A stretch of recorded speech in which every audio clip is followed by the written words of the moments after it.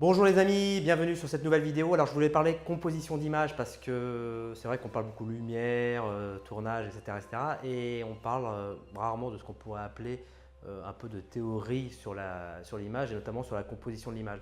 Alors c'est vrai que moi c'est un sujet qui m'intéressait énormément quand j'étais étudiant et en fait on ne sait pas trop par quelle matière ou en tout cas par quelle direction l'aborder.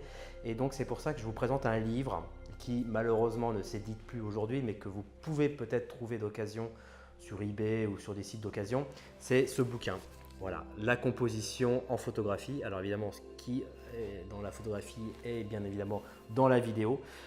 C'est Arad Monte qui a fait ce bouquin, qui est un très vieux bouquin. Et j'adore ce bouquin.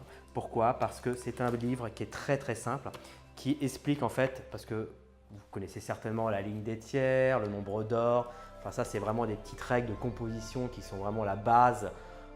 Ce qu'on pourrait parler en termes de composition d'image, composition d'un cadre, etc. Mais en fait, il n'y a pas que ça, quoi. Il n'y a pas que la ligne des tiers. Et ce livre vous explique à travers des photographies tous les aspects de composition, notamment les lignes de direction, les masses, les forces, etc.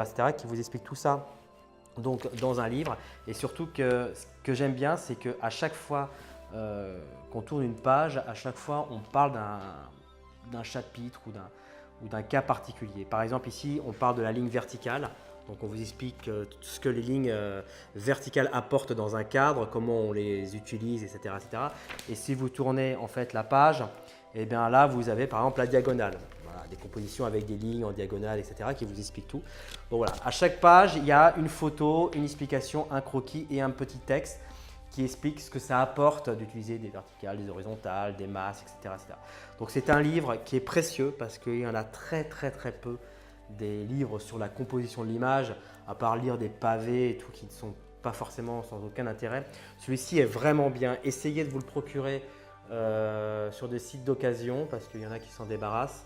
Vous pourrez le trouver, je crois qu'il y a une nouvelle édition, mais je ne sais pas ce que ça vaut. J'ai trouvé que celui-ci que j'utilise depuis, que j'ai chez moi depuis 20 ans, plus de 20 ans, et que j'avais quand j'étais étudiant, que j'ai appris avec ça, et je trouve que c'est vachement bien, surtout qu'en plus, si vous faites de la photo, toutes les photos qui sont présentées à l'intérieur sont les photos de l'auteur, et à la fin, tout à la fin, il vous explique en plus la pellicule, vitesse d'obturateur, diaph, etc. qu'il a utilisé pour faire la photo. Donc voilà, c'est un bon bouquin, je vous le conseille. Essayez de vous le procurer avant qu'il disparaisse de la surface de la Terre. Et vous verrez que vous apprendrez facilement à composer un cadre avec ce bouquin. En tout cas, c'est comme ça que j'ai appris. Voilà. Merci, à bientôt, abonnez-vous et surtout restez en ligne pour la suite des événements. Merci.